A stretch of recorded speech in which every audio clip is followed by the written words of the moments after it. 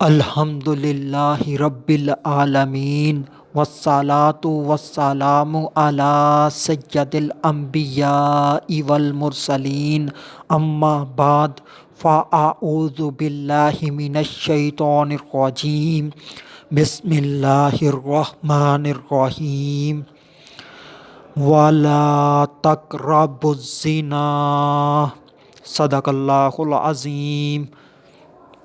اور زنا کے قریب بھی نہ جاؤ۔ آج کا جو میرا عنوان ہے وہ ہے نظر کی حفاظت۔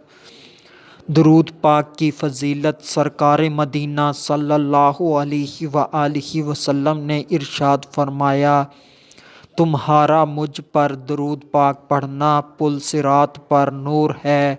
صلو علی الحبیب صلی اللہ تعالی علی محمد صلی اللہ علیہ وآلہ وسلم۔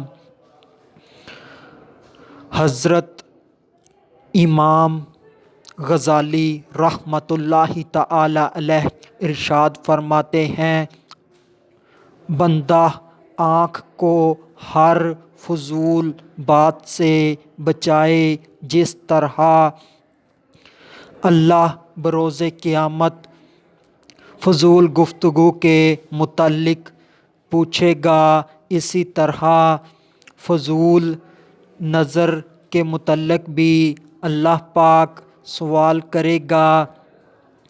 اجنبیہ سے نظر کی حفاظت کرنا بے حد ضروری ہے۔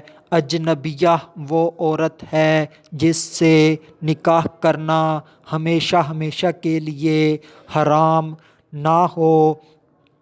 حدیث کے اندر بھی نامحرم عورت کی طرف دیکھنا، اس کو آنکھ کا زنا کہا گیا ہے۔ آنکھ کی حفاظت بہت ضروری ہے۔ اگر ادھر ادھر آنکھیں اٹھا کر راستے کے دوران یا ویسے ہی دیکھتے رہیں گے تو نامحرم عورتوں کی طرف دیکھنے سے بچنا بہت مشکل ہو جائے گا، اور بد نظری کا جو عذاب ہے وہ بہت سخت ہے۔ تو ہم سب کو اس لعنت سے، اس گندگی سے بچنا چاہیے۔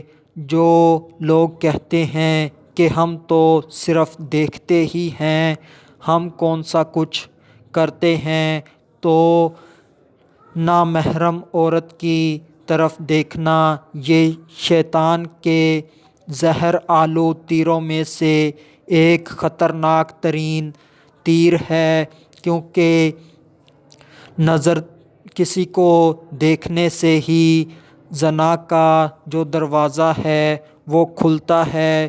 پھر جب بندہ دیکھ لیتا ہے تو بندے کے دل میں اس کی خواہش پیدا ہوتی ہے، تو پھر اس کے مطابق جسم کام کرتا ہے، تو پاؤں اس کی طرف چل کر جاتے ہیں، زبان اس سے گفتگو کرتی ہے، ہاتھ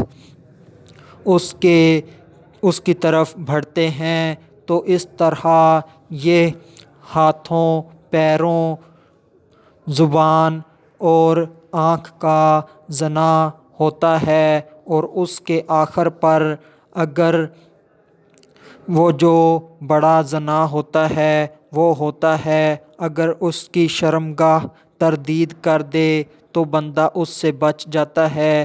اگر شرمگاہ بھی اس کو قبول کر لے تو بندہ زنا میں مبتلا ہو جاتا ہے، جس کی سزا شرعی، جس کی شادی نہ ہوئی ہو اس کے لیے 100 کوڑے ہیں، اور جس کی شادی ہوئی ہو اس کے لیے رجم ہے، یعنی کہ اس کو پتھر مار مار کر مار دیا جائے گا۔ تو جو کہتے ہیں کہ دیکھنے سے کچھ نہیں ہوتا، ہم کون سا ان سے بات کرتے ہیں یا تعلقات بناتے ہیں، تو ان کو صرف یہی کہتا ہوں کہ اگر دیکھنے سے کچھ نہیں ہوتا تو انسان جو پاخانہ کرتا ہے جس کو بڑا پیشاب کہتے ہیں، کوئی انسان اسے چند منٹ تک ہی اپنے قریب کر کے دیکھتا رہے تو اس کو کیسا لگے گا؟ یقیناً اسے بہت گندا لگے گا، وہ اسے نہیں دیکھے گا۔ تو بالکل اسی طرح جو اللہ نے جو چیز حلال ہی قرار نہیں دی اس کی طرف دیکھنا یہ بھی ایک گندگی ہے، تو اس سے بچنا چاہیے۔ جو اللہ نے اس کا راستہ بنایا ہے وہ نکاح ہے، نکاح کیا جائے۔ آخر میں اللہ تبارک و تعالی سے دعا ہے کہ اللہ تبارک و تعالی ہم سب کی حفاظت فرمائے اور ہمیں نظر بد سے بچائے۔ وما علینا الا البلاغ المبین۔